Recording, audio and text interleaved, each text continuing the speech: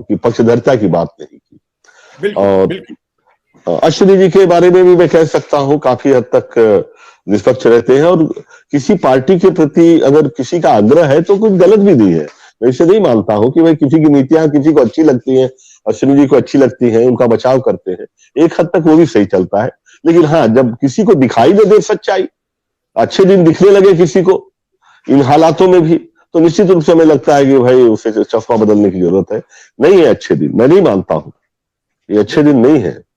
400 का 1100 रुपया सिलेंडर हो गया। हाँ, जाते जाते सुरेंद्र जी को जवाब दे दूं, जरूर कुछ सार्थक परिणाम आए, इन्हीं शुभकामनाओं के साथ तो हम बात कर सकते हैं। जी मुझे लगता है कि डेफिनेटली आएंगे। उसके मुझे लगता है कि दो बड़े पहलू हैं। एक तो हमारी जो अप्रोच है सरकार के साथ, मुझे लगता है पिछले 1-1.5 साल में बेहतर हुई है, सुधरी है।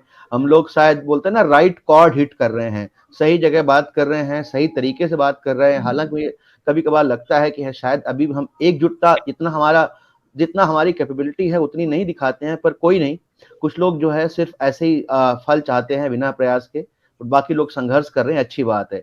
दूसरा मुझे ये भी लगता है क्योंकि अगले साल 9 राज्यों में और 24 में चुनाव हैं, तो सरकार इस विषय को संजीदा से लेगी कि अगर उनको समझ में आता है, उनको लगता है कि शिक्षा मित्र एक तो सिर्फ वोटर ही नहीं होता, शिक्षा मित्र चुनाव का संचालक भी होता है, तो शिक्षा मित्र का अगर मान सम्मान नहीं किया जाएगा, और मैं बहुत कॉन्फिडेंट के साथ बात कर सकता हूँ, मुझे लगता है बाकी समस्या समाधान हो ना हो, पर इनका वेतन जो है जरूर बढ़ेगा। बाकी समस्याएं मैं पहले ही बहुत बोल चुका हूं, कुछ समस्याएं टेक्निकल हैं, कुछ एथिकल है। जो एथिकल समस्या इनकी सबसे बड़ी है वो ये है कि इनका वेतन बहुत कम है, बहुत कम मतलब बहुत कम। इससे ज्यादा तो एक रिक्शे वाला, एक गार्ड, एक कोई भी कमाता है। तो इनका सबसे पहले तो इनका वेतन ठीक किया जाए, ताकि इनका एक जो जीने का तरीका है वो एक सम्मानजनक तरीके से जी पाए, ना कि एक ऐसे तरीके से जिए। और बेचारे चूंकि शिक्षक हैं, ये कुछ और कर भी नहीं सकते, इनको सिर्फ और सिर्फ अपनी इज्जत के साथ यही करना पड़ेगा।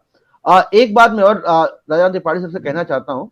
बहुत बहुत धन्यवाद सर हमारे विचार को समझने के लिए, पहले तो क्योंकि पार्टीशाल लाइन होना जो है सिर्फ ब्लाइंड फेथ नहीं कहलाता है। दूसरी मैं बैंक की बात करना चाह रहा था, मेरा खुद का एक पर्सनल एक्सपीरियंस है। प्राइवेटाइजेशन क्यों हो रहा है बैंक का। मैं अभी एक बैंक में अकाउंट खुलवाने गया था, सरकारी बैंक में।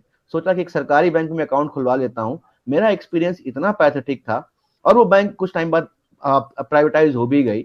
वहां पर जो कर्मचारी थे, उनको लगता है कि उनकी ये जागीर है, तुमको काम कराना है कराओ, नहीं कराना मत कराओ।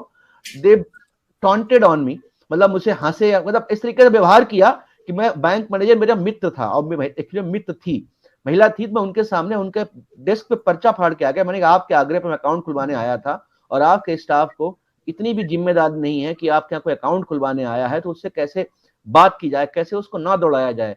उन्होंने मुझे अकाउंट खुलवाने के लिए 6 बार अलग अलग चीज की फोटो स्टेट करने को बोला।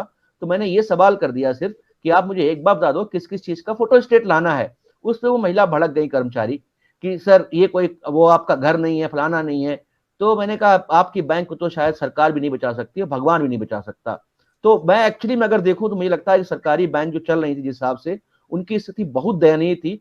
प्राइवेट सेक्टर में भले ही लोग प्रॉफिट देखते हो, बट एक प्रोसेसिंग सही होती है, एंड यूजर के लिए बेनिफिट होता है सर।